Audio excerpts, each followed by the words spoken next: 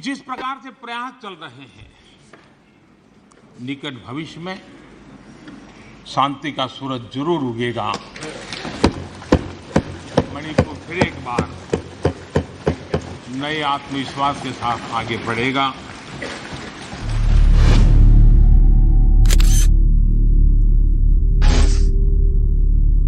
जिस उग्रवादी समूह की बंदूकें पिछले 59 साल से गरज रही थीं, वो अब औंधे मुंह पड़ी हैं। खून बहाने वाली ताकतें शांति के सामने आज घुटनों के बल खड़ी हैं। हिंसा की चपेट में आने वाले मणिपुर में सबसे सक्रिय और पुराना उग्रवादी समूह यूनाइटेड नेशनल लिबरेशन फ्रंट यानी यूएनएलएफ ने बुधवार को दिल्ली में सरकार के साथ शांति समझौते पर दस्तखत कर दिए। यकीनन ये मणिपुर ही नहीं बल्कि हिंदुस्तान के लिए एक बड़ी कामयाबी है। निसंदेह ये सकारात्मक है और ये अगर एक संगठन जो सबसे पुराना है अगर वो मेन स्ट्रीम में आ गया है तो ये एक सुखद और इसके बड़े दूरगामी सकारात्मक परिणाम देश के लिए आएंगे। बाकी भी चरमपंथी दल हैं वो वापस आएंगे। नार्को टेररिज्म पे लगाम लगेगी। जो युवा के उनको भटकाव, जो भ्रम की स्थिति उत्पन्न की है, जो हथियार थानों से, आर्मरी से और पैरामिलिट्री से लूटे गए हैं वो वापस आएंगे। ये एक सही दिशा में सही कदम है जिसमें सभी लाभान्वित होंगे। हाँ, चीन और म्यांमार आदि को चिंतित होना स्वाभाविक है। आईएसआई को चिंतित होना स्वाभाविक है। वो उनका और देश ने एक मजबूत देश ने एक माकूल प्रति उत्तर राष्ट्र विरोधी तत्वों को दिया है। यूएनएलएफ की बंदूकें खामोश होंगी तो मणिपुर में अमन चैन का नया माहौल बनेगा। इसीलिए केंद्रीय गृह मंत्री अमित शाह ने सोशल मीडिया प्लेटफॉर्म एक्स पर पोस्ट लिखी कि एक ऐतिहासिक उपलब्धि हासिल की गई। पूर्वोत्तर में स्थायी शांति स्थापित करने के मोदी सरकार के अथक प्रयासों में एक नया अध्याय जुड़ गया है, क्योंकि यूनाइटेड नेशनल लिबरेशन फ्रंट ने आज दिल्ली में एक शांति समझौते पर हस्ताक्षर किए।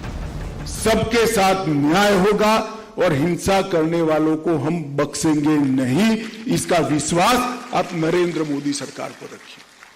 मेरा अपील है मणिपुर के अंदर सभी भाइयों बहनों को कि आप एक बार पहले जैसे मणिपुर के लिए हम 6 साल से मणिपुर में शांति से आगे बढ़े। एक भी बंद नहीं हुआ, एक भी ब्लॉकेड नहीं हुआ।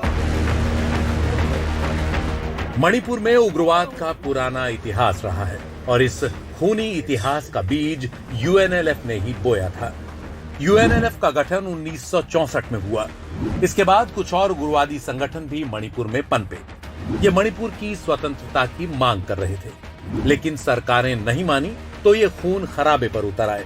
सब जगह दंगे होने लगे तो 1980 में केंद्र सरकार ने पूरे मणिपुर को अशांत क्षेत्र घोषित कर दिया। साथ ही उग्रवादियों पर नकेल कसने के लिए पूरे मणिपुर में आफ्स्पा लागू कर दिया। इसके बावजूद उग्रवादियों की बंदूकों ने बेगुनाहों का खून बहाना नहीं छोड़ा।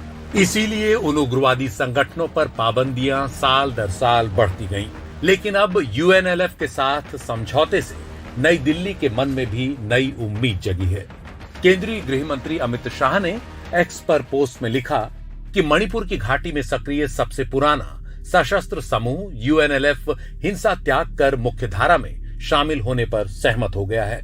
मैं लोकतांत्रिक प्रक्रियाओं में उनका स्वागत करता हूं और शांति और प्रगति के पथ पर उनकी यात्रा के लिए शुभकामनाएं देता हूं।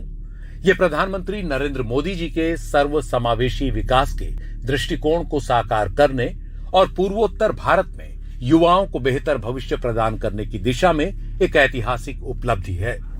जाहिर है कि हिंसा का माहौल थमेगा तो विकास की नई गंगा बहेगी। इसीलिए जानकारों की नजर में भी ये एक शानदार कामयाबी है।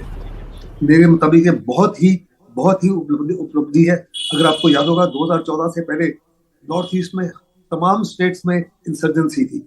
अभी वहां पे नॉर्थ ईस्ट में ऑलमोस्ट इंसर्जेंसी नाम की चीज खत्म हो चुकी है। सिवाय 3-4 एरिया भी है, डिस्ट्रिक्ट्स हैं जिनमें armed forces special power act अभी भी लागू है।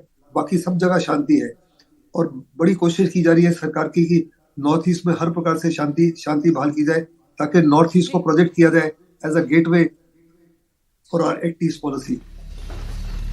वैसे ये सब आसान नहीं था। समूचे उत्तर भारत में उग्रवाद की स्थिति से निपटना एक बड़ी चुनौती थी, लेकिन प्रधानमंत्री नरेंद्र मोदी ने लगातार उत्तर पूर्व की स्थिति पर पैनी नजर रखी। केंद्रीय गृह मंत्री अमित शाह भी वहां पर हालात को बेहतर बनाने के लिए कोशिशें करते रहे। उत्तर पूर्वीय राज्यों में नजर डालें तो 2014 से अब तक 8,000 से अधिक उग्रवादियों का आत्मसमर्पण हुआ है। इन 9 वर्षों में कुल 9 महत्वपूर्ण शांति समझौते हुए।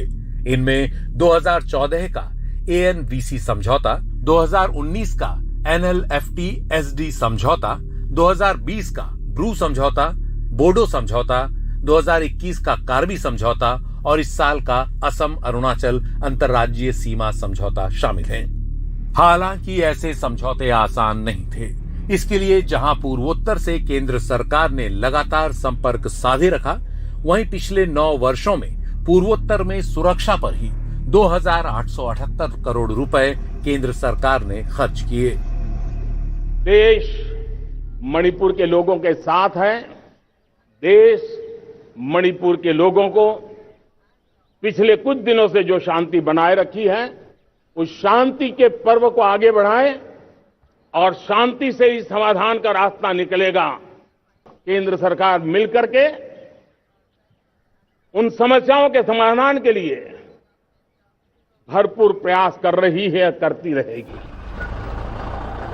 कहते हैं कि कोशिश करने वालों की हार नहीं होती। लगातार प्रयास कामयाबी की मंजिल तक पहुंचकर ही मानते हैं। आंकड़े बताते हैं कि 2004 से 2014 के बीच पूर्वोत्तर भारत में 11,121 हिंसक घटनाएं हुई, जो पिछले 9 वर्षों में घटकर 3,033 रह गई। यानी हिंसक घटनाओं में 73% की कमी आई। वहीं 2004 से 14 के बीच सुरक्षा बलों के 458 जवान शहीद हुए थे, जबकि पिछले 9 वर्षों में ये संख्या घटकर 129 रह गई। यानी हमारे जांबाजों की जान पर खतरे में भी 72% की कमी आई। उसी तरह पूर्वोत्तर के आम लोगों की जिंदगी की बात करें तो 2004 से 14 के बीच 2,625 लोगों की जान उग्रवादी हिंसा में गई थी, जबकि पिछले 9 वर्षों में घटकर यह आंकड़ा 356 रह गया, यानी 86% की कमी। नॉर्थ ईस्ट में पिछले बरसों में चेंज क्या हुआ है? जैसे आपने ये पीपल इंटरेक्शन इंटरफेस का एक चेंज बताया, पॉलिटिक्स कितनी बदली है, क्योंकि इंस्टेबिलिटी तो अभी भी है। एक नॉर्थ ईस्ट में एक परसेप्शनल चेंज हुआ from 2014। Development was at very very slow pace. आप देखिए मणिपुर में अभी भी डिस्टर्बेंस है, but nobody is criticizing central government. कोई प्रधानमंत्री को क्रिटिसाइज नहीं कर रहा है, कोई गृह मंत्री जी को क्रिटिसाइज नहीं कर रहा है। Nobody is saying that this is happening for central government. पहले कुछ भी हो जाता था, the blame would have come to Delhi.